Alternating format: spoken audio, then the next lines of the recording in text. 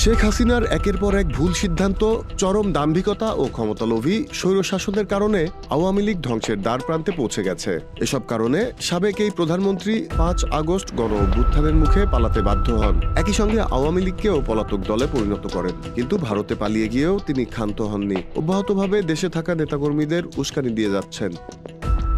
শেখ হাসিনার নির্দেশে ঝটিকা মিছিলের নামে মাঠে নামতে গিয়ে এখন নতুন করে বিপাকে পড়েছেন হাজার হাজার নেতাকর্মী। বিশ্লেষকরা বলছেন, শেখ হাসিনার নতুন ভুলে খাদের কিনারে থাকা আওয়ামী লীগ এখন একেবারে খাদের মধ্যে পড়ে গেছে। এসব কারণে দলের বিভিন্ন পর্যায়ের নেতাকর্মীরাও শেখ হাসিনার প্রতি এখন চরম ক্ষুব্ধ।